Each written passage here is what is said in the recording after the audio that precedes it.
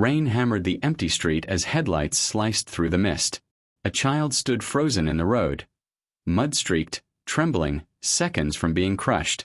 Rosa Kelvin dropped her cleaning bag and sprinted. Tires screamed, a horn blared, and cold water slapped her face as she dragged the girl out of death's path. The child clung to her, whispering one word that made Rosa's blood run cold. "Daddy." Before we continue this thrilling story, don't forget to hit that subscribe button, like this video and comment where you're watching from. Your support helps us bring more powerful stories, and trust me, you won't want to miss them.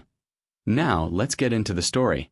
When a poor housekeeper saw a small girl standing alone in the rain, everyone else hurried past with umbrellas and purpose.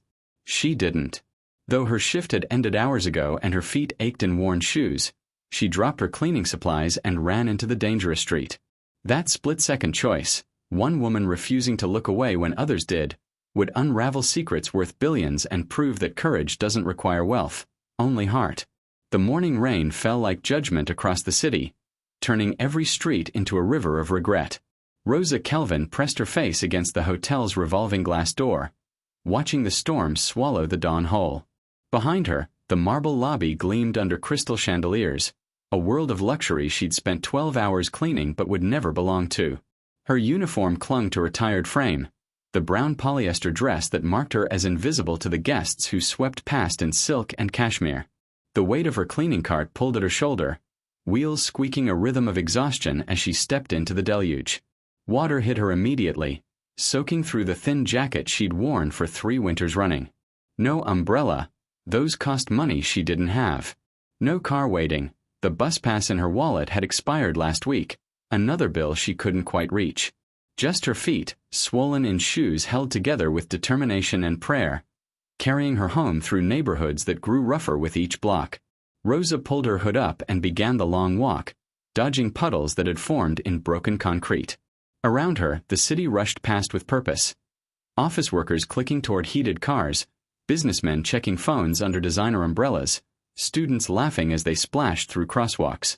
Everyone had somewhere to be, someone waiting, a life that mattered. She counted the crumpled bills in her coat pocket. $17. Barely enough for groceries. Definitely not enough for the rent notice taped to her apartment door.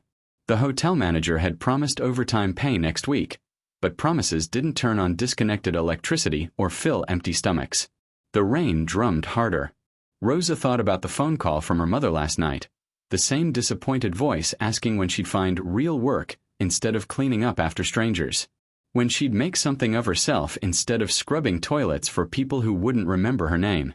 If only it were that simple, Rosa thought, stepping around a puddle that reflected the gray sky like a broken mirror. Then she heard it. A sound that cut through the rain and traffic noise like a blade. High, frightened, unmistakably young. Rosa stopped walking and tilted her head, straining to listen over the storm. There it was again, a child's cry, sharp with terror and loneliness. She turned toward the sound and felt her heart stop. Standing in the middle of the crosswalk, barely visible through the sheets of rain, was a little girl. Maybe 8 years old, wearing a white dress now stained with mud and tears. Her blonde hair hung in wet strings around a face pale as winter, blue eyes wide with the kind of fear that steals breath. Cars swerved around her. Horns blared angry warnings. A few drivers slowed, windows down, shouting at her to move. But none stopped. None got out. Everyone had somewhere more important to be. Rosa didn't think. The cleaning cart crashed to the sidewalk as she ran. "Sweetheart." Her voice cut through the storm, hoarse from exhaustion but strong with purpose. "Don't move, baby. I'm coming." The girl looked up with eyes like broken glass, shivering so hard her small frame shook like a leaf in a hurricane. She stood frozen as headlights swept across her, car after car missing her by inches. Rosa splashed through a deep puddle, feeling cold water fill her already soaked shoes. A taxi honked angrily as she reached the girl, but she didn't care. She wrapped her arms around the small, trembling body and lifted her against her chest. "You're okay now," Rosa whispered, feeling the child's tiny heart beating like a trapped bird. "You're safe. I've got you." The girl buried her face against Rosa's neck and whispered one word that broke what was left of Rosa's heart. "Daddy." Rosa looked around frantically for parents, for anyone who might be searching for this precious child. But the street was full of strangers hurrying past, umbrellas up, eyes down, everyone too busy with their own lives to notice a miracle or catastrophe unfolding in the rain. She carried the girl to the covered bus stop nearby, both of them dripping and shivering. Rosa peeled off her thin jacket, her only protection against the storm, and wrapped it around the child's shoulders, even though it left her in nothing but the damp uniform. "What's your name, sweetheart?" Rosa asked gently, kneeling to the girl's eye level. "Becca," came the whispered response. "I want my daddy." The name hung in the air like a prayer. Rosa's heart ached, thinking of her own empty wallet, the long walk still ahead, everything waiting at home that she couldn't fix or pay for. But none of that mattered now. "We're going to find your daddy," Rosa promised, though she had no idea how. "But first, let's get you warm." She spotted a small cafe across the street, its neon sign flickering through the rain like a beacon. Rosa counted the bills in her pocket one more time. $17 that should have bought her dinner for 3 days. She looked at Becca's blue lips, at the way she trembled despite the jacket wrapped around her. There was no choice at all. Minutes later, Rosa placed a steaming cup of hot cocoa in Becca's small hands, watching color return to her cheeks as she sipped. Rosa's own stomach cramped with hunger, but seeing the girl's relief was worth more than any meal. "Better?" Rosa asked softly. Becca nodded, managing a small smile through her tears. She reached out with one tiny hand and touched Rosa's face, as if making sure she was real. "Thank you," Becca whispered. Rosa pulled the child closer, both of them huddled together in the bus shelter as the rain continued its relentless assault on the city. Two strangers from different worlds, sharing one fragile moment of kindness in a storm that had brought them together. She had no way of knowing that this lost little girl would change everything, that compassion had just opened a door to a world of marble floors and crystal chandeliers, of secrets worth billions and dangers she couldn't imagine. All Rosa knew was that sometimes when the world turns away, one person choosing to stop can make all the difference. That morning, compassion didn't come from wealth. It came from a woman who had almost nothing left to give, except everything that mattered. The rain had softened to a gentle drizzle by the time Rosa led Becca down the precinct steps, her small hand warm and trusting in Rosa's calloused palm. The hot cocoa had helped, but the child still shivered beneath Rosa's thin jacket, her blue eyes darting nervously at every passing stranger. "It's okay, sweetheart," Rosa murmured, squeezing Becca's fingers gently. "The police will help us find your daddy." The 14th precinct squatted like a tired gray monument between a laundromat and a check-cashing store, its fluorescent lights buzzing through rain-streaked windows. Rosa had walked past this building 1,000 times on her way to work, never imagining she'd step inside carrying someone else's most precious thing. The heavy door groaned as they entered, releasing a wave of stale coffee and disinfectant. Behind the bulletproof glass, a desk sergeant looked up from his paperwork with the expression of a man who'd seen every human tragedy twice. "Help you?" His voice carried the weight of 20 years dealing with the city's broken pieces. Rosa stepped forward, suddenly aware of how she must look. Soaked uniform clinging to her frame, no makeup, hair escaping from beneath her damp hood. Becca pressed closer to her leg. "I found this little girl in the street," Rosa said, trying to project confidence she didn't feel. "She's lost. Looking for her father." The sergeant's eyes moved from Rosa to Becca, then back again. His expression shifted almost imperceptibly, a tightening around the eyes that Rosa recognized from years of being looked through rather than at. "Found her where exactly?" "Downtown. Corner of 5th and Madison. She was standing in traffic." "Aha." He made a note that seemed to take longer than necessary. "And you are?" "Rosa Kelvin. I clean hotels downtown." Another look, this one lingering on her uniform, cataloging and dismissing in the same glance. "Got any ID?" Rosa fumbled for her wallet, producing a driver's license with a photo that looked nothing like her rain-soaked current state. The sergeant studied it like he was reading ancient hieroglyphics. "Take a seat. Someone will be with you."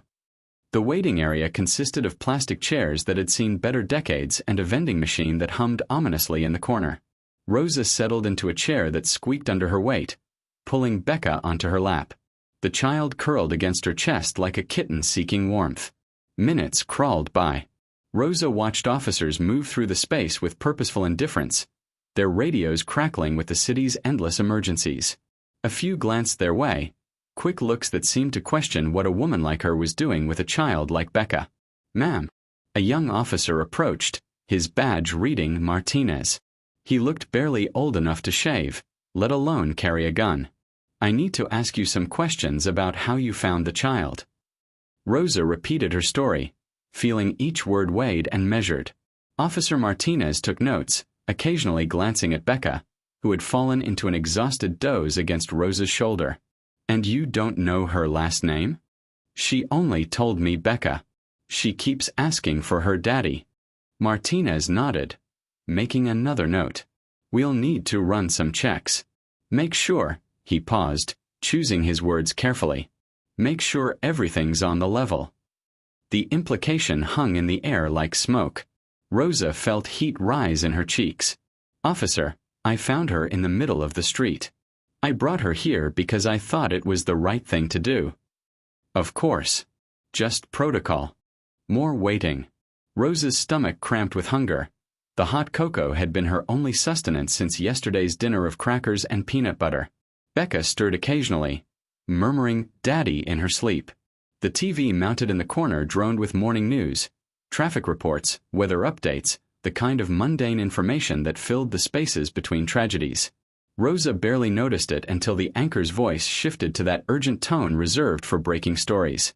"We continue our coverage of the search for 8-year-old Rebecca Holloway, daughter of billionaire real estate mogul Michael Holloway, who disappeared yesterday evening from her family's estate." Rosa's blood turned to ice water. The screen filled with a professional photograph, a little girl in a pristine white dress, blonde hair perfectly curled, blue eyes sparkling with the confidence of someone who'd never known want or fear. The same face that was currently sleeping against Rosa's chest.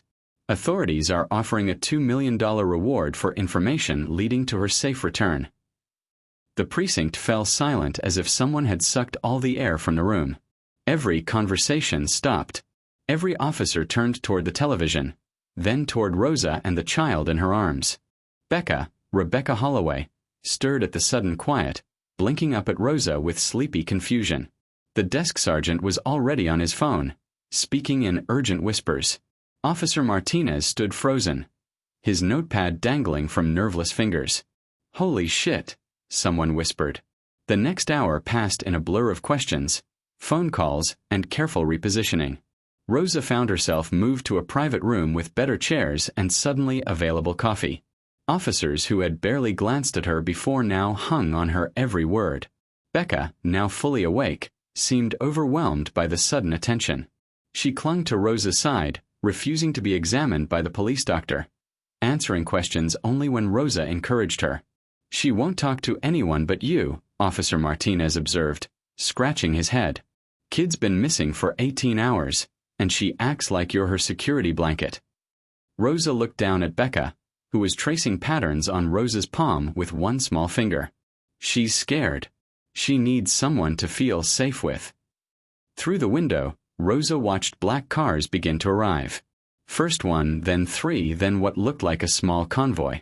Men in expensive suits emerged, talking rapidly into phones, their movements sharp with purpose and panic. "That'll be the father," Martinez said quietly. The precinct doors burst open with the force of a man desperate to reclaim his world. Michael Holloway strode through the entrance like he owned everything his eyes touched, which, Rosa realized, he probably did. His emerald suit was perfectly tailored despite the early hour, his dark hair slightly disheveled in a way that suggested money could buy everything except peace of mind. His eyes swept the room until they found the private office where Rosa sat with Becca. Even through the glass, Rosa could see his face transform. Relief, joy, and something that looked like physical pain all fighting for dominance. Becca. The name tore from his throat as he rushed toward them. But when he reached the doorway, something extraordinary happened. Becca looked up, saw her father, and instead of running to him, she pressed closer to Rosa's side. "It's okay, sweetheart," Rosa whispered, though her own heart was hammering. "That's your daddy." Michael Holloway stopped short, his face cycling through confusion, hurt, and what Rosa recognized as a parent's worst fear, that the convoy of black cars moved through the city like a funeral procession, silent and heavy with unspoken weight. Rosa sat in the back of the lead vehicle, Becca curled against her side, watching the neighborhoods change through tinted windows. The broken sidewalks and check-cashing stores of her world gave way to tree-lined streets, then gated communities, then something that looked more like a different planet than a different zip code. Michael Holloway sat across from them, his phone pressed to his ear as he spoke in clipped, urgent tones to lawyers and security consultants. Every few minutes, his eyes would find his daughter, as if confirming she was still real, still safe, still there. "Almost home, baby," he murmured during a brief pause between calls. Rosa felt Becca's grip tighten on her hand.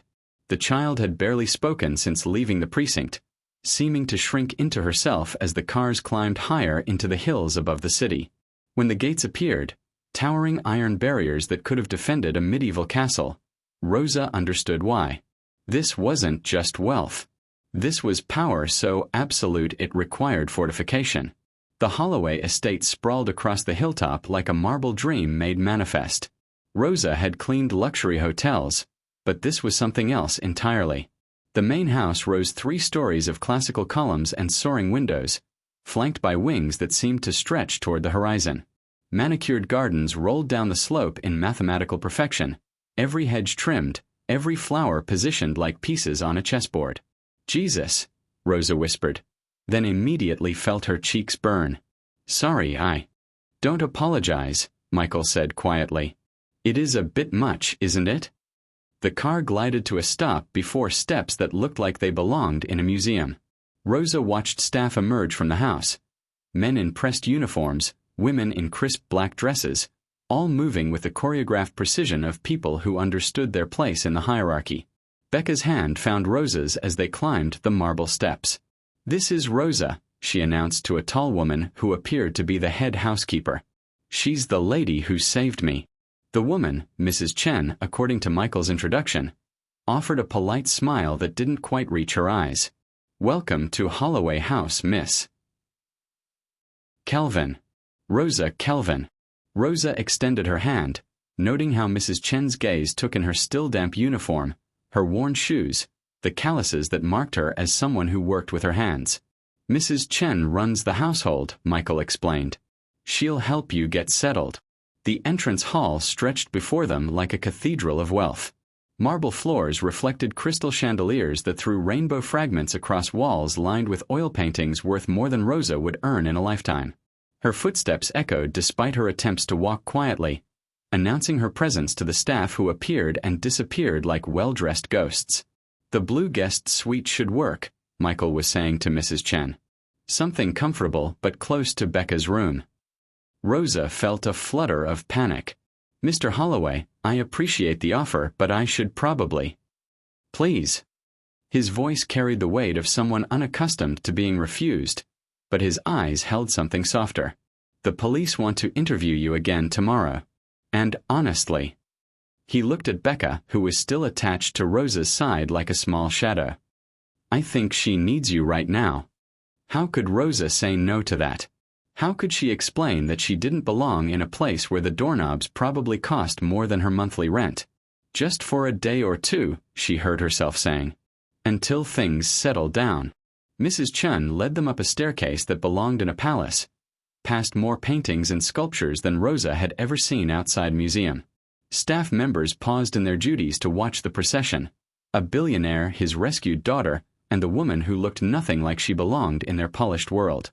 She spotted a small cafe across the street, its neon sign flickering through the rain like a beacon. Rosa counted the bills in her pocket one more time. $17 that should have bought her dinner for 3 days. She looked at Becca's blue lips, at the way she trembled despite the jacket wrapped around her.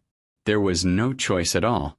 Minutes later, Rosa placed a steaming cup of hot cocoa in Becca's small hands, watching color return to her cheeks as she sipped. Rosa's own stomach cramped with hunger, but seeing the girl's relief was worth more than any meal. "Better?" Rosa asked softly. Becca nodded, managing a small smile through her tears. She reached out with one tiny hand and touched Rosa's face, as if making sure she was real. "Thank you," Becca whispered. Rosa pulled the child closer. Both of them huddled together in the bus shelter as the rain continued its relentless assault on the city. Two strangers from different worlds, sharing one fragile moment of kindness in a storm that had brought them together. She had no way of knowing that this lost little girl would change everything, that compassion had just opened a door to a world of marble floors and crystal chandeliers, of secrets worth billions and dangers she couldn't imagine. All Rosa knew was that sometimes when the world turns away, one person choosing to stop can make all the difference. That morning, compassion didn't come from wealth. It came from a woman who had almost nothing left to give, except everything that mattered. The rain had softened to a gentle drizzle by the time Rosa led Becca down the precinct steps, her small hand warm and trusting in Rosa's calloused palm. The hot cocoa had helped, but the child still shivered beneath Rosa's thin jacket, her blue eyes darting nervously at every passing stranger. "It's okay, sweetheart," Rosa murmured, squeezing Becca's fingers gently. "The police will help us find your daddy." The 14th precinct squatted like a tired gray monument between a laundromat and a check-cashing store, its fluorescent lights buzzing through rain-streaked windows. Rosa had walked past this building 1,000 times on her way to work, never imagining she'd step inside carrying someone else's most precious thing. The heavy door groaned as they entered, releasing a wave of stale coffee and disinfectant. Behind the bulletproof glass, a desk sergeant looked up from his paperwork with the expression of a man who'd seen every human tragedy twice. "Help you?" His voice carried the weight of 20 years dealing with the city's broken pieces. Rosa stepped forward, suddenly aware of how she must look. Soaked uniform clinging to her frame, no makeup, hair escaping from beneath her damp hood. Becca pressed closer to her leg. "I found this little girl in the street," Rosa said, trying to project confidence she didn't feel. "She's lost. Looking for her father." The sergeant's eyes moved from Rosa to Becca, then back again. His expression shifted almost imperceptibly, a tightening around the eyes that Rosa recognized from years of being looked through rather than at. "Found her where exactly?" "Downtown. Corner of 5th and Madison. She was standing in traffic." "Aha." He made a note that seemed to take longer than necessary. "And you are?" "Rosa Kelvin. I clean hotels downtown." Another look, this one lingering on her uniform, cataloging and dismissing in the same glance. "Got any ID?" Rosa fumbled for her wallet, producing a driver's license with a photo that looked nothing like her rain-soaked current state. The sergeant studied it like he was reading ancient hieroglyphics. "Take a seat. Someone will be with you." The waiting area consisted of plastic chairs that had seen better decades and a vending machine that hummed ominously in the corner. Rosa settled into a chair that squeaked under her weight, pulling Becca onto her lap. The child curled against her chest like a kitten seeking warmth. Minutes crawled by. Rosa watched officers move through the space with purposeful indifference, their radios crackling with the city's endless emergencies. A few glanced their way, quick looks that seemed to question what a woman like her was doing with a child like Becca. "Ma'am." A young officer approached, his badge reading Martinez. He looked barely old enough to shave, let alone carry a gun. "I need to ask you some questions about how you found the child." Rosa repeated her story, feeling each word weighed and measured. Officer Martinez took notes, occasionally glancing at Becca, who had fallen into an exhausted doze against Rosa's shoulder. "And you don't know her last name?" "She only told me Becca. She keeps asking for her daddy." Martinez nodded, making another note. "We'll need to run some checks. Make sure," he paused, choosing his words carefully. "Make sure everything's on the level." The implication hung in the air like smoke. Rosa felt heat rise in her cheeks. "Officer, I found her in the middle of the street. I brought her here because I thought it was the right thing to do." "Of course. Just protocol." More waiting. Rosa's stomach cramped with hunger. The hot cocoa had been her only sustenance since yesterday's dinner of crackers and peanut butter. Becca stirred occasionally, murmuring "Daddy" in her sleep. The TV mounted in the corner droned with morning news, traffic reports, weather updates, the kind of mundane information that filled the spaces between tragedies. Rosa barely noticed it until the anchor's voice shifted to that urgent tone reserved for breaking stories. We continue our coverage of the search for 8-year-old Rebecca Holloway, daughter of billionaire real estate mogul Michael Holloway, who disappeared yesterday evening from her family's estate. Rosa's blood turned to ice water. The screen filled with a professional photograph, a little girl in a pristine white dress, blonde hair perfectly curled, blue eyes sparkling with the confidence of someone who'd never known want or fear. The same face that was currently sleeping against Rosa's chest. Authorities are offering a $2 million reward for information leading to her safe return. The precinct fell silent as if someone had sucked all the air from the room. Every conversation stopped.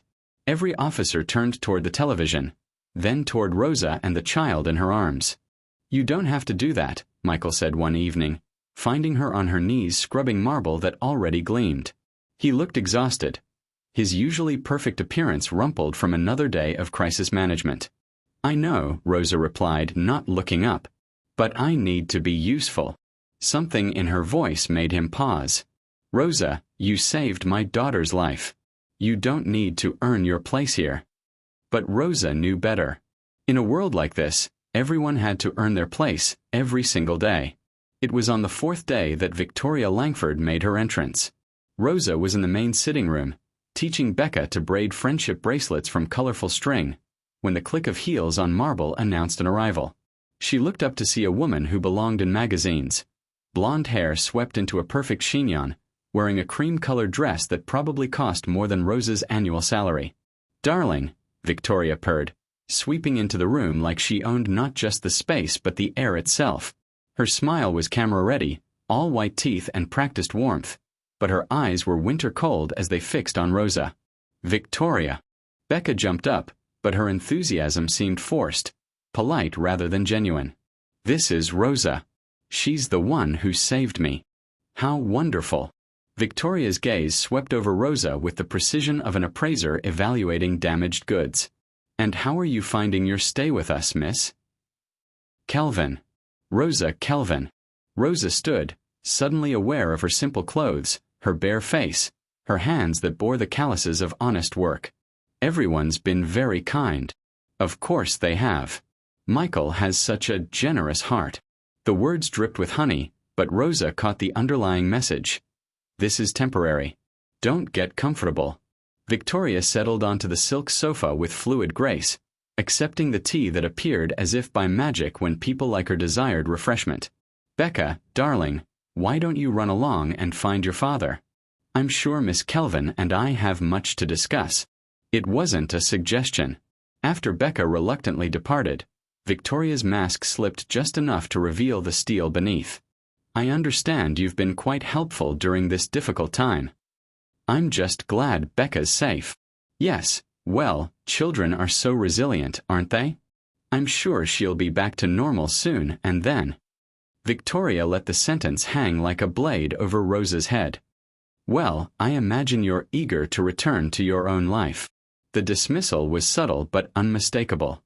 Rosa had been evaluated and found wanting, not just by Victoria's standards, but by the natural order of things that kept people like Rosa in their proper places. "Michael and I are planning a summer wedding," Victoria continued, her tone conversational but her eyes watchful. "Of course, with all this upheaval, we'll need to be very careful about influences around Becca. Children can form such inappropriate attachments during times of stress." The message was crystal clear. "You don't belong here, and I'll make sure you remember it." Over the following days, Victoria's campaign began in earnest. Small things at first: a coffee cup accidentally knocked over for Rosa to clean, questions about whether the silver had been polished properly, suggestions delivered with poisonous sweetness about how things were usually done in houses like this. "Miss Kelvin," Victoria called one afternoon, her voice carrying across the entrance hall where several staff members were present. "I noticed some water spots on the crystal in the dining room. Perhaps you could see to that. I know it's not your usual expertise, but I'm sure you'll manage." Rosa felt heat rise in her cheeks as conversations stopped and eyes turned her way. She nodded quietly and went to fetch cleaning supplies, aware of the whispers that followed in her wake. Michael remained oblivious to the undercurrents, distracted by lawyers and security consultants, his phone constantly buzzing with the demands of crisis management. When he was present, He was kind but distant, his mind clearly elsewhere. The investigation is ongoing, he explained during one of their brief conversations. The police think Becca might have wandered off and gotten lost, but the security footage. He shook his head. Something doesn't add up. Rosa watched him struggle with questions that had no easy answers, his certainty shaken by the simple fact that his daughter had been found in the middle of a street with no clear explanation of how she'd gotten there. It was on the 7th night that Rosa heard the phone call that changed everything. She'd been returning from Becca's room, where another nightmare had required soothing, when she heard Victoria's voice drifting from the study. The door was slightly ajar, spilling light into the darkened hallway. "Told you this wouldn't be a problem," Victoria was saying, her usual honeyed tones replaced by something sharp and cold. "You said she'd be gone for good." Rosa froze, something in Victoria's voice raising every instinct she'd learned from years of being invisible while others revealed their true selves. How does an 8-year-old just appear again? Victoria continued, her voice dropping to an urgent whisper. In the middle of downtown, no less. Someone is going to start asking the right questions. A pause, presumably while someone on the other end responded. "I don't care about your excuses. I care about solutions. This complicates everything. The wedding, the merger, all of it." Another pause. "Handle it.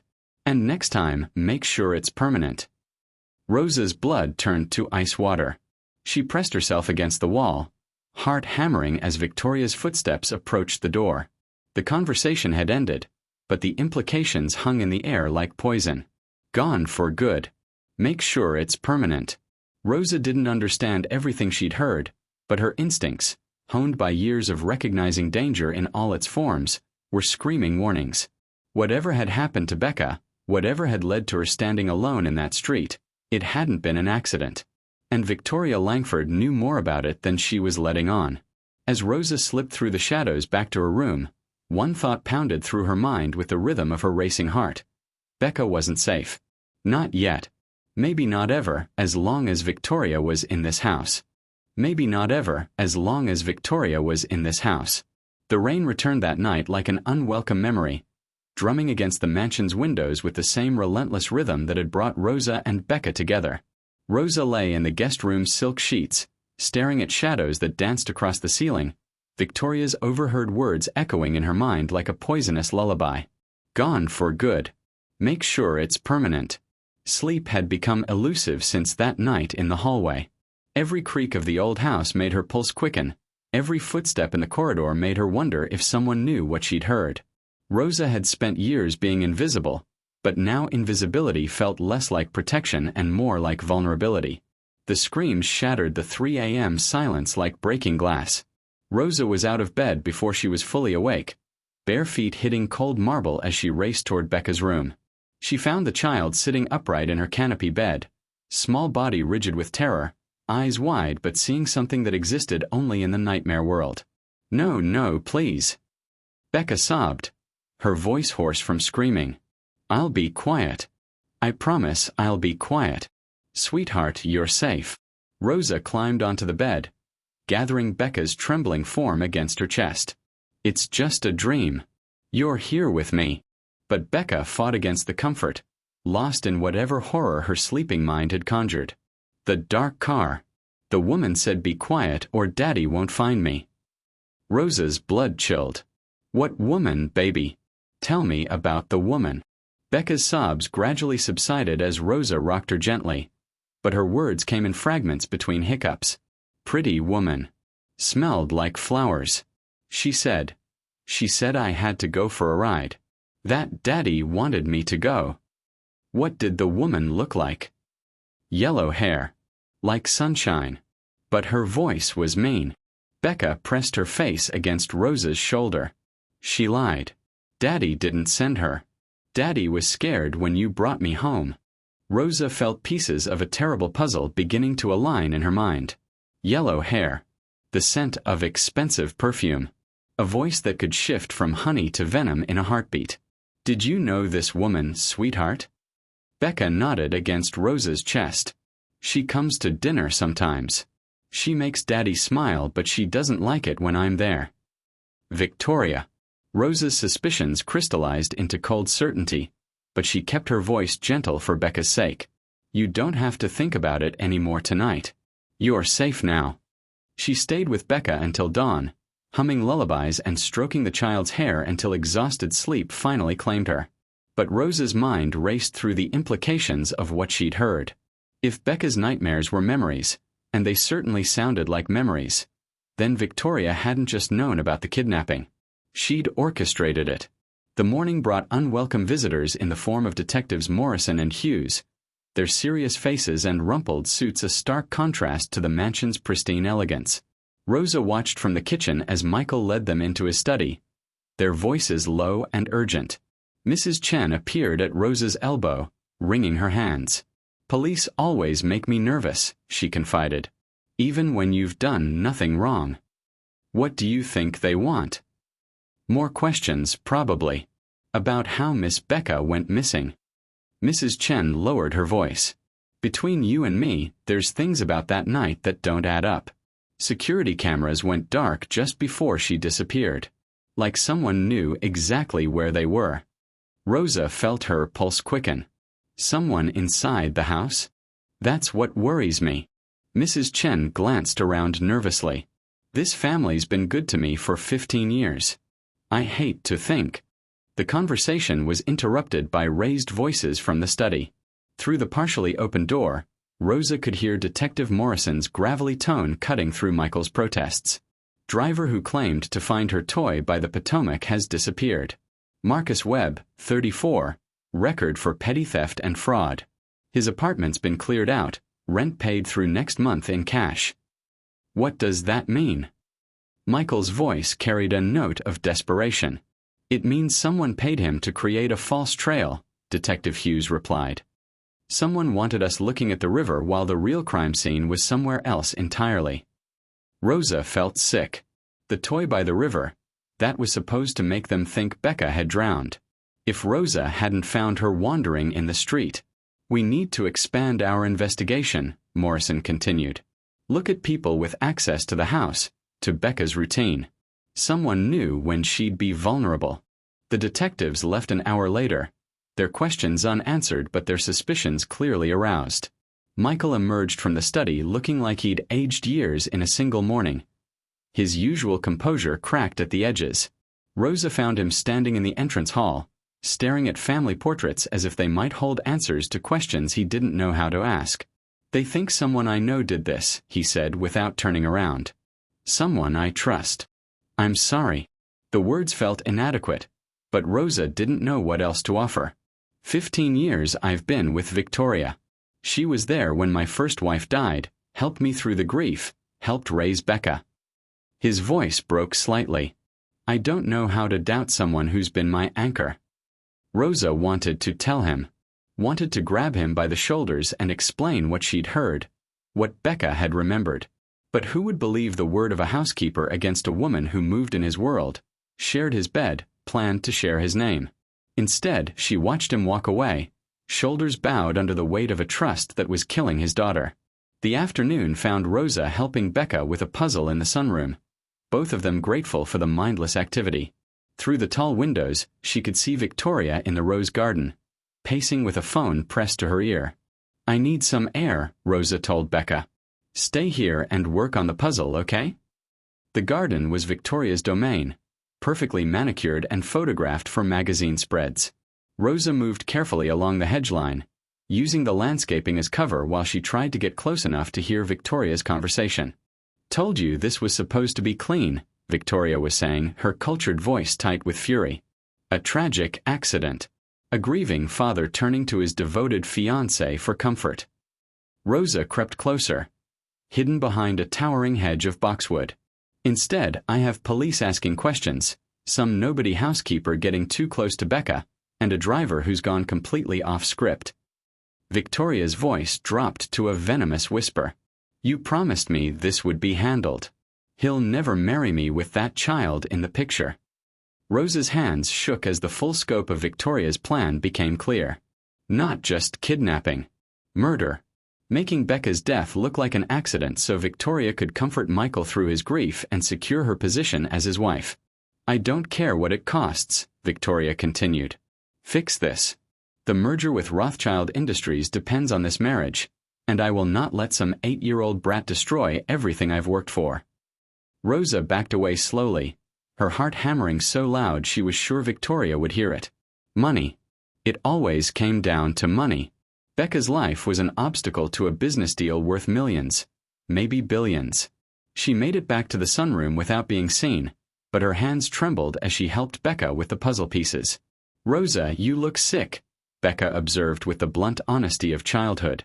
Just tired, sweetheart. That night, after Becca was asleep and the house had settled into expensive silence, Rosa sat at the antique writing desk in her room with a scrap of paper and a pen that probably cost more than her monthly rent.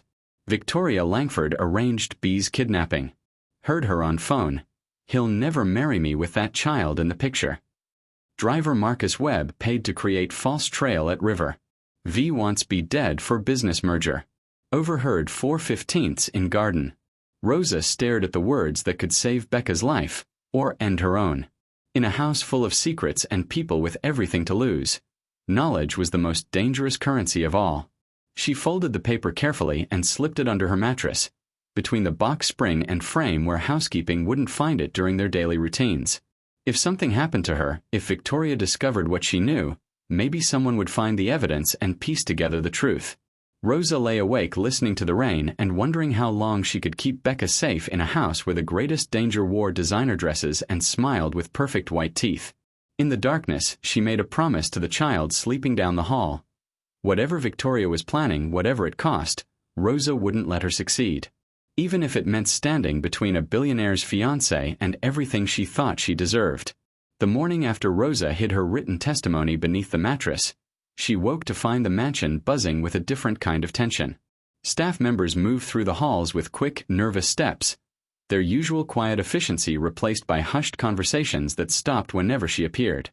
Rosa found Becca in the breakfast nook, pushing scrambled eggs around her plate with the listless motion of someone too young to understand the storm gathering around her.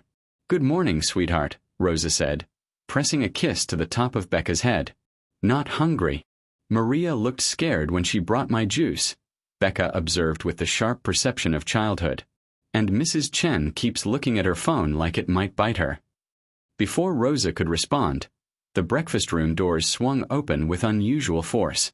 Victoria swept in wearing a cream silk blouse and an expression of barely controlled fury, followed by Mrs. Chen and 2 other senior staff members Rosa didn't recognize.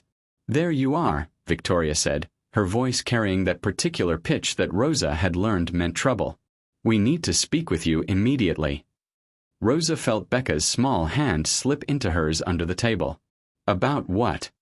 Victoria's smile was sharp enough to cut glass. "About my grandmother's diamond bracelet. The Cartier piece from the 1920s. It seems to have gone missing from my jewelry box." The words hit Rosa like a physical blow. She understood immediately. This wasn't about a missing bracelet. This was about removing an inconvenient witness who'd heard too much. "I don't know anything about a bracelet," Rosa said quietly. "Of course you don't." Victoria's tone suggested the opposite. "But you were in my suite yesterday evening, weren't you? Mrs. Chen mentioned you'd been asked to dust the bedroom furniture."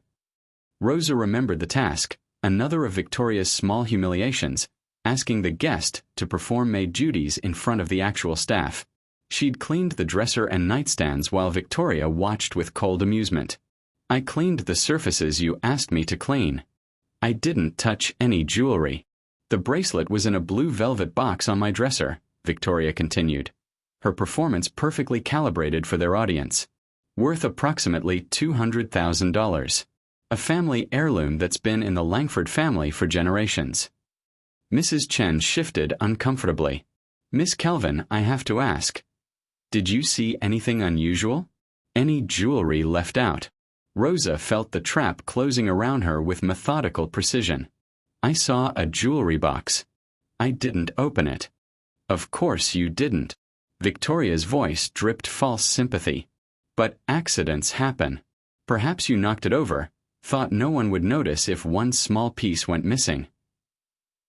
"I didn't take anything." Rosa's voice carried the quiet dignity of someone who'd been poor her entire life but had never stolen so much as $1. I wouldn't.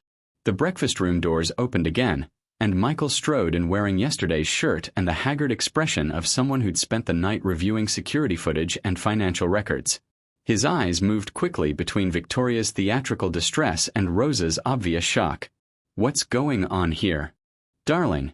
Victoria moved to his side with fluid grace, placing a manicured hand on his arm. "I hate to bring this up, especially with everything else we're dealing with, but my grandmother's bracelet has disappeared." Michael's gaze found Rosa's face, searching for something she couldn't give him. Certainty in an uncertain world. "When did you notice it was missing?" "In an uncertain world. When did you notice it was missing?" "This morning. I was getting ready for the charity luncheon and went to select jewelry." Victoria's voice caught perfectly. "That bracelet was my last connection to my grandmother. It's irreplaceable. We need to search everyone's rooms," Mrs. Chen said reluctantly. "I'm sorry, Miss Kelvin, but we have to be thorough." Rosa felt Becca's grip tighten on her hand.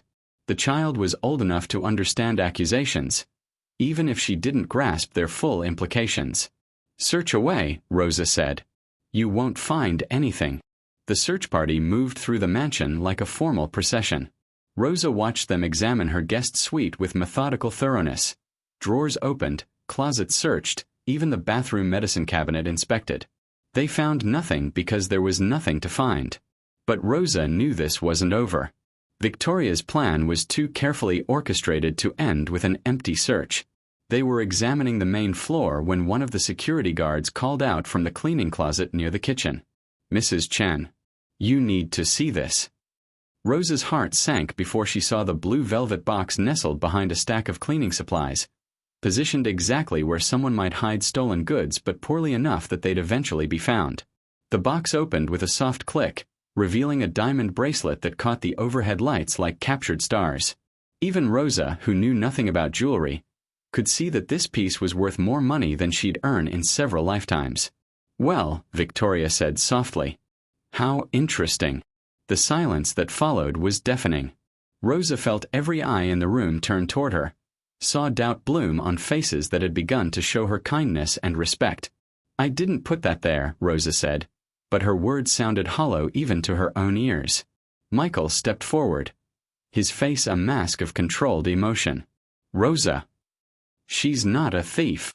The scream cut through the adult tension like a blade. Becca had broken away from Maria's restraining hand and now stood between Rosa and the assembled staff like a tiny warrior. "Rosa doesn't take things. She gives things. She gave me her coat in the rain." Tears streamed down Becca's face as she wrapped her arms around Rosa's waist. "She's not a thief. She saves people." Rosa felt her heart break as she knelt to Becca's level. "It's okay, sweetheart. Sometimes grown-ups have to figure out complicated things." "I want proof," Michael said suddenly, his voice cutting through the emotion. "I want the security footage from yesterday evening. I want to know exactly who had access to that closet and when." Victoria's smile flickered for just a moment. "Darling, is that really necessary? The evidence speaks for itself." "The evidence speaks for someone," Michael replied, his tone carrying an edge Rosa had never heard before. "I want to know who." The security review took 3 hours. Rosa waited in the library with Becca, both of them silent as they listened to footsteps and muffled conversations throughout the house. When Michael finally appeared, his expression was unreadable. "The footage shows you entering the cleaning closet yesterday evening," he said without preamble. "Around 9:30 p.m. Rosa's stomach dropped. "I went to get supplies to clean the chandelier in the main hall.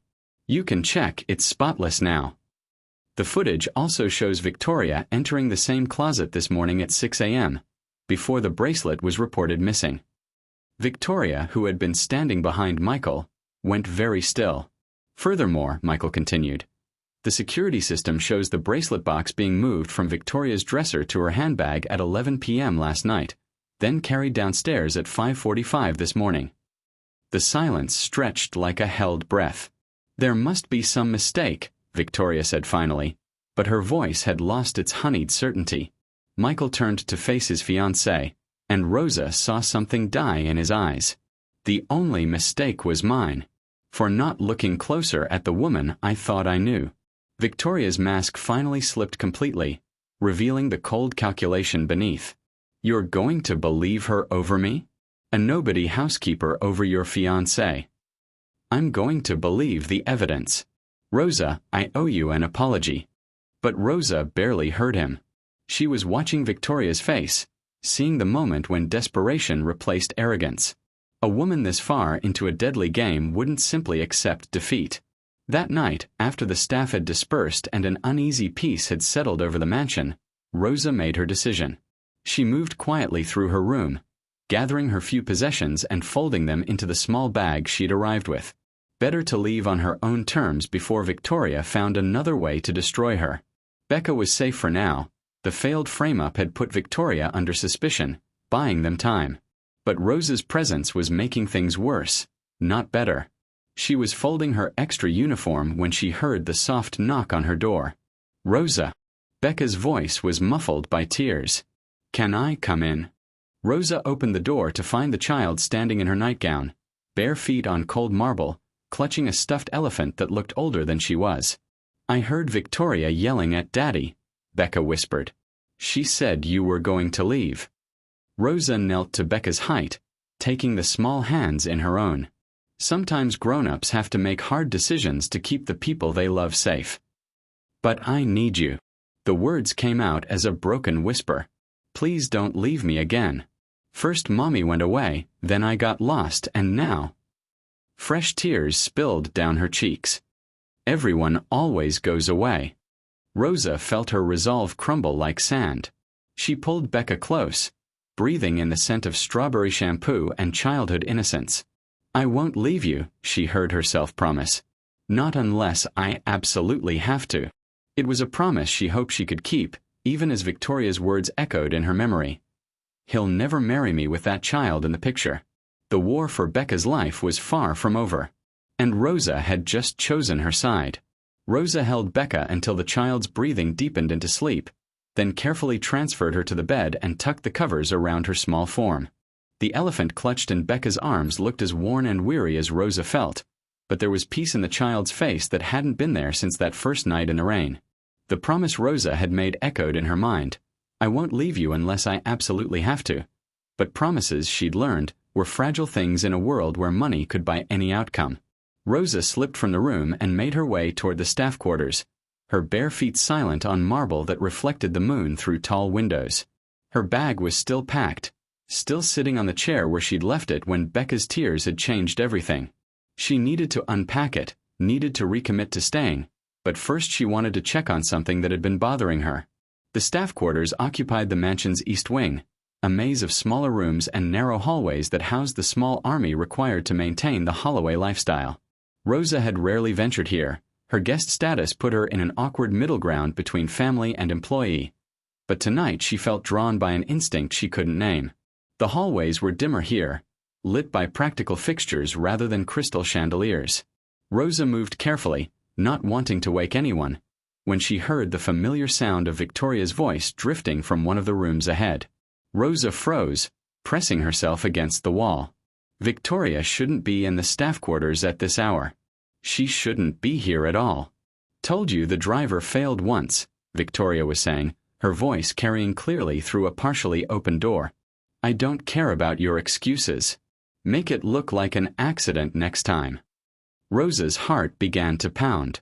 She fumbled for her phone, the cracked screen lighting up as she activated the recording function with trembling fingers. He can't lose her again, or he'll never sign the merger with Rothschild Industries, Victoria continued, her tone sharp with impatience. Do you understand what that means? $7 billion in assets. Michael's signature on a document that makes me co-owner of everything he touches. Rosa held her breath, thumb hovering over the record button. The child is the only thing standing in the way. As long as she's alive, as long as she's his precious little princess, he'll never move forward with anything that puts her at risk. But a grieving father who's lost everything. Victoria's voice took on a chilling satisfaction. A man like that needs someone to lean on. Someone to help him rebuild. Rosa pressed record, her hands shaking as Victoria's words painted a picture of calculated murder disguised as comfort. I don't care how you do it this time. Car accident, drowning, a fall down those marble stairs. Just make it permanent.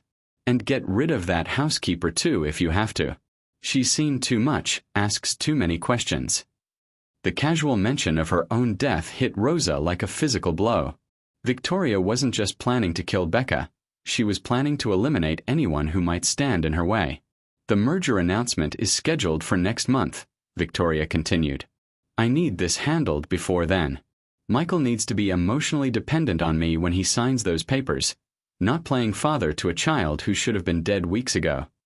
Rosa's thumb slipped on the phone screen, and the device let out a soft chime as the recording stopped. The sound seemed deafeningly loud in the quiet hallway. Victoria's voice cut off mid-sentence.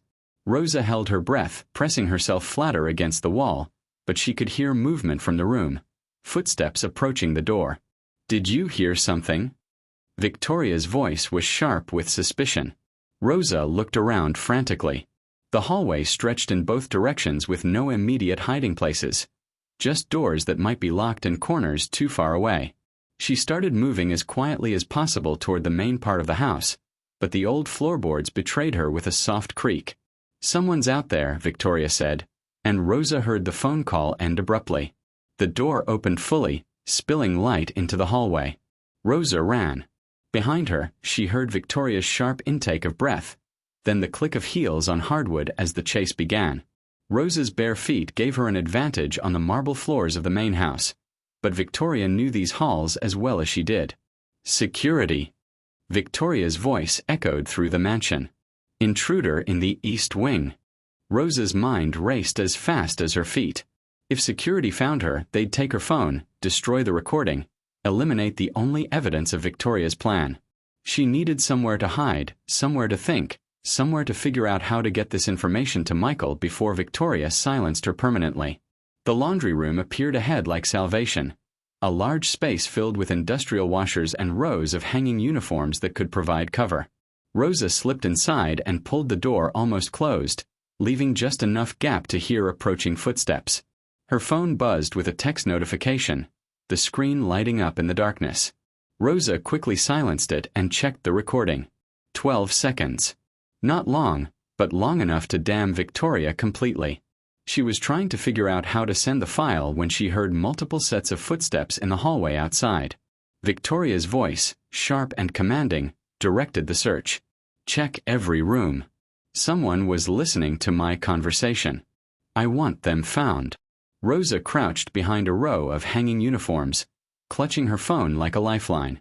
The recording was saved, but she needed to get it to someone who could use it. Michael's number was in her contacts. She'd added it after that first day when he'd insisted she have a way to reach him if Becca needed anything. She was composing a text message when she heard the soft patter of bare feet running down the marble hallway. Rosa. Becca's voice was frightened, confused. Rosa, where are you? Rosa's blood turned to ice. The child had woken up, probably from the commotion, and come looking for her. Now Becca was wandering the hallways while Victoria and security guards hunted for evidence of the overheard conversation. Rosa. Becca called again, her voice echoing through the mansion. I had a bad dream. Rosa heard Victoria's sharp instruction to the guards.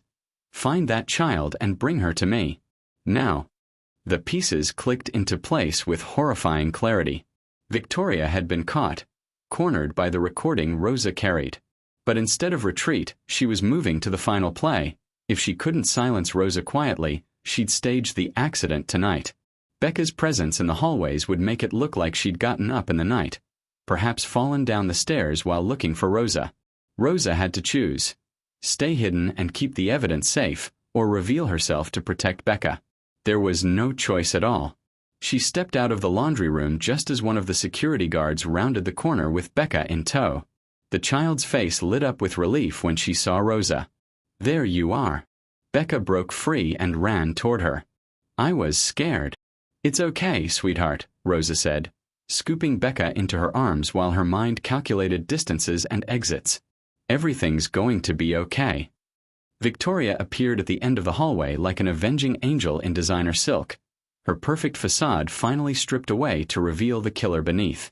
"Well," she said softly, her smile sharp as broken glass. "How convenient. 2 problems with 1 solution." Rosa clutched Becca tighter and backed toward the main staircase, her phone still recording in her pocket, capturing every word as Victoria revealed her true intentions. The endgame had begun, and Rosa realized with crystal clarity that only one of them would survive the night. 2 problems with 1 solution, Victoria repeated, her voice carrying the cold certainty of someone who had already decided how the night would end. Rosa clutched Becca tighter, the child's small arms wrapped around her neck like a lifeline. Behind Victoria, 2 security guards flanked the hallway, their faces grim but uncertain.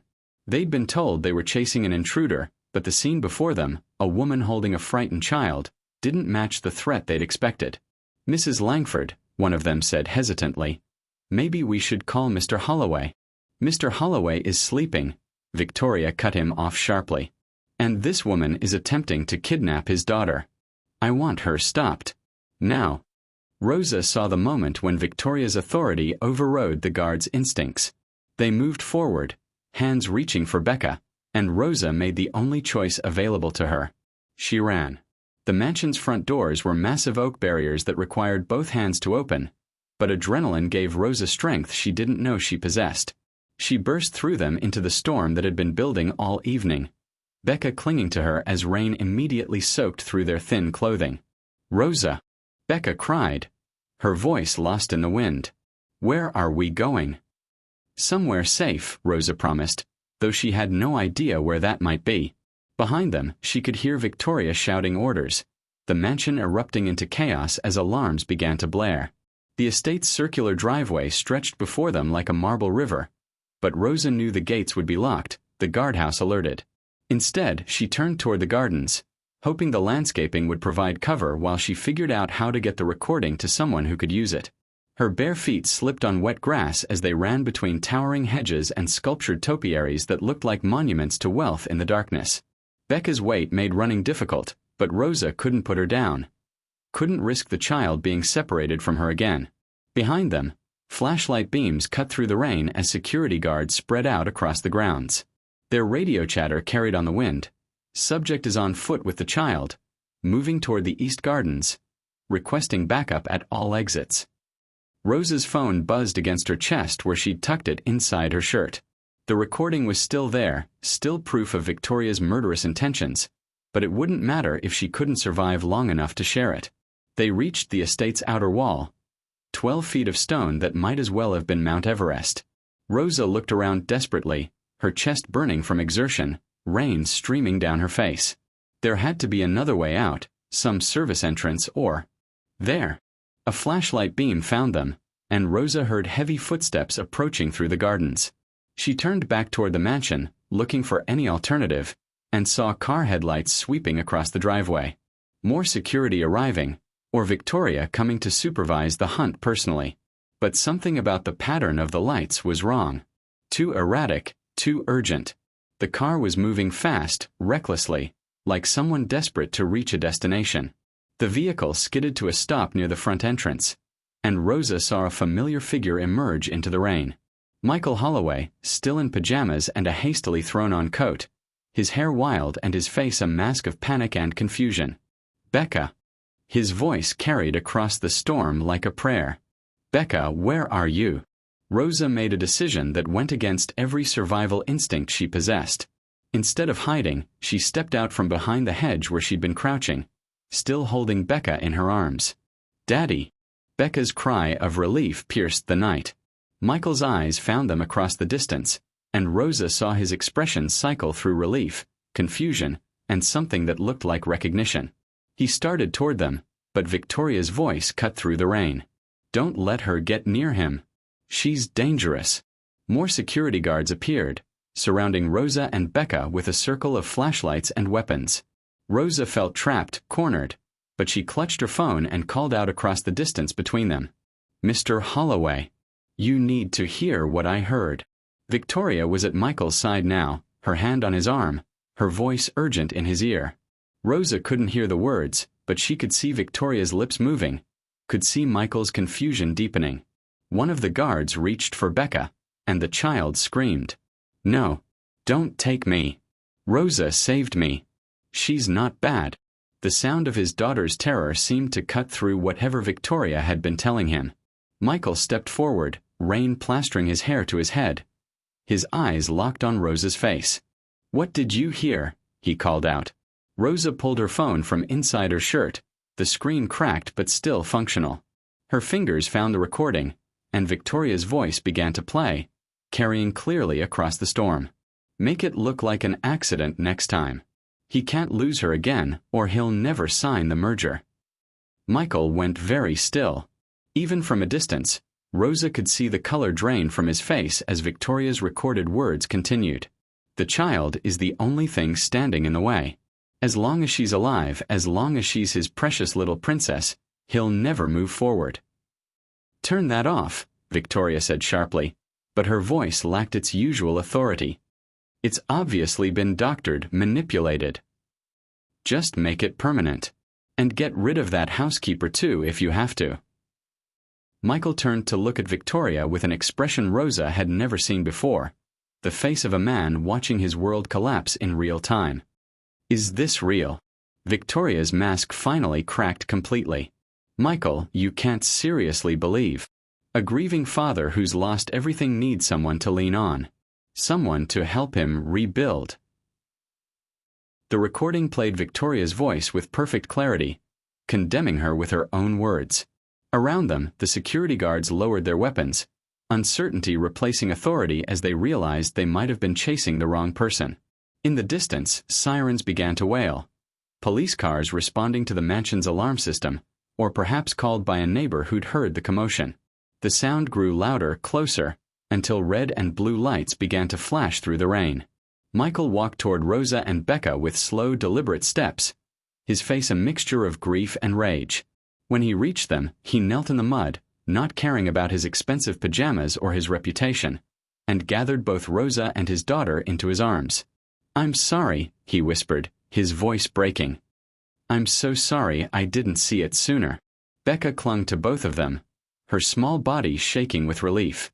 "Daddy, Rosa saved me again. Just like in the street."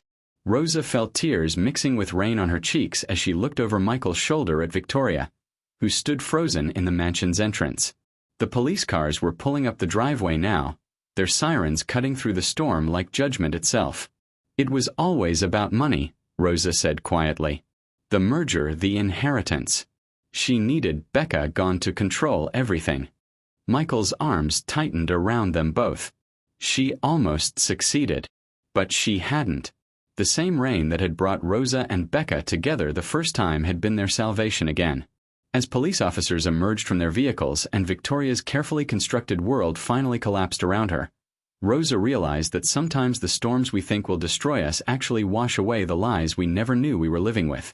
In Michael's arms, with Becca safe between them, Rosa finally understood what it meant to be part of a family worth fighting for. The truth, like the rain, had set them all free. 3 weeks after the rain, Holloway House had shed its marble coldness like a snake discarding old skin. The same halls that once echoed with whispers now rang with something Rosa had never heard within these walls: genuine laughter. She stood in the kitchen doorway, watching Becca teach Mrs. Chen how to make paper airplanes from yesterday's newspaper. The older woman's stern facade had crumbled completely, replaced by the warm smile of a grandmother discovering joy in small things. "Like this, Mrs. Chen." Becca folded the paper with the serious concentration of an 8-year-old engineer. "Rosa showed me how to make them fly in loops." "Miss Becca," Mrs. Chen said with mock sternness, "you're going to turn me into a troublemaker." "Good," Becca declared. "Rosa says the best people are a little bit trouble." Rosa smiled, remembering the conversation that had prompted that particular piece of wisdom. It had been during one of their walks through the garden, when Becca had worried about being too much for people to handle. "The people worth keeping," Rosa had told her, "will love you for exactly who you are, even the troublesome parts." The newspaper headlines had made their own kind of trouble. "Billionaire's fiancé arrested in child murder plot," screamed from every front page, followed by smaller stories that painted Rosa as an unlikely hero who'd saved the Holloway heir not once, but twice. Michael had handled the media attention with the same quiet dignity he brought to everything else, crediting Rosa publicly and refusing to let the press turn her into either a saint or a spectacle. When reporters had tried to camp outside the mansion's gates, he'd hired additional security, not to keep Rosa hidden, but to protect her privacy. "You've been through enough," he'd said simply. "You don't owe the world your story." But Rosa found herself telling parts of it anyway, in quiet moments when Becca asked about the night in the rain, or when Michael wondered aloud how he'd been so blind to Victoria's true nature. The truth was simpler than either of them wanted to believe. People saw what they expected to see. Victoria had been exactly what Michael's world told him to value. Beautiful, polished, connected to the right families and the right money. Rosa had been exactly what that same world told him to overlook. Poor, black, useful only for the work her hands could do. It had taken a child's unconditional love to show them all how wrong those expectations could be. "Rosa." Michael's voice interrupted her thoughts. He stood in the entrance to the kitchen, wearing jeans and a sweater instead of his usual business attire. The casual clothes made him look younger, more approachable, more like the father Becca deserved. "We need to talk," he said, and Rosa felt her stomach clench with old anxiety. They walked to his study, the same room where detectives had delivered updates and where Rosa had first understood the scope of what they were facing. But the heavy atmosphere of crisis had lifted, replaced by afternoon sunlight streaming through windows that no longer felt like barriers between worlds. Michael gestured for her to sit in one of the leather chairs that probably cost more than Rosa's car, but she remained standing. 3 weeks of living here hadn't erased a lifetime of understanding her place. "I've been thinking," Michael began, then stopped and started again. "Actually, I've been talking to lawyers, accountants, people who understand how to make ideas into reality." Rosa waited, unsure where this was leading. "I want to start a foundation," Michael continued. "Something focused on helping working mothers, single parents, families who are one crisis away from losing everything." He paused, studying her face. "I want you to run it." The words hit Rosa like a physical blow. "I'm sorry, what?" "Head of the Holloway Foundation. Full salary, benefits, a real office with your name on the door." Michael's voice carried the quiet intensity of someone who'd thought this through completely. "You'd have a budget to hire staff, develop programs, make real change in people's lives." Rosa felt the ground shift beneath her feet. "Mr. Holloway, Michael, I appreciate the thought, but I clean floors, not offices. I don't know anything about running a foundation." "You know about being the person who needs help," he replied quietly. "You know what it's like to count coins for breakfast, to choose between rent and groceries, to be invisible to people who should see you." His voice carried no pity, only recognition. "You know because you've lived it. That doesn't make me qualified to." "You've already cleaned my life," Michael interrupted, his tone gentle but firm. "Let's start there." Rosa stared at him, searching for the catch, the hidden expectation, the moment when this generosity would reveal its price. But Michael's face held only the same quiet sincerity she'd seen when he'd gathered her and Becca into his arms in the rain. "Why?" she asked finally. "Because Becca was right that first day. You're the lady who saves people." Michael moved to the window, looking out at the garden where his daughter played. "And because I've spent my whole life building wealth without understanding what it was for. Maybe it's time I learned." Through the window, Rosa could see Becca chasing butterflies between the rose bushes, her laughter carrying on the afternoon breeze. The child who'd been lost and frightened was now secure enough to play alone, knowing that the people who loved her were never far away. "I'll need time to think about it," Rosa said. "Of course." "But Rosa." Michael turned from the window to face her. "Whatever you decide, you have a home here for as long as you want it. Not as an employee, not as someone who owes me anything, but as family." The word hung in the air between them, carrying weight that neither money nor contracts could capture. Before Rosa could respond, the study door burst open and Becca rushed in, dirt on her knees and flowers in her hair. "Rosa, come see what I found in the garden. There's a baby bird that fell out of its nest." Rosa knelt automatically as Becca launched herself into her arms, and Michael joined them on the floor of his expensive office without hesitation. For a moment, they were just three people connected by something more powerful than wealth or status or the carefully maintained boundaries of class.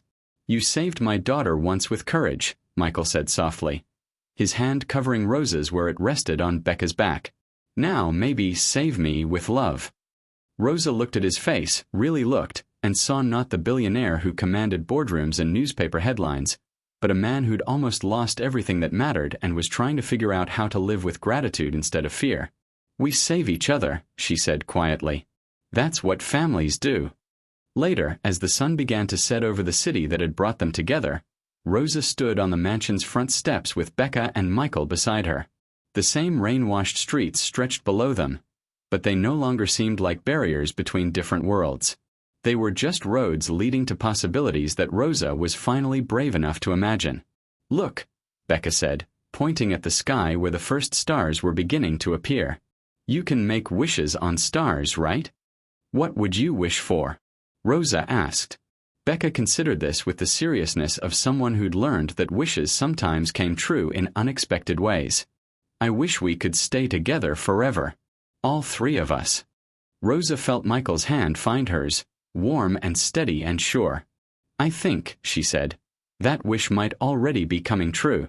As the city lights began to twinkle below them, three figures stood silhouetted against the evening sky, no longer divided by the accidents of birth or the assumptions of society, but bound together by the simplest and most powerful truth of all.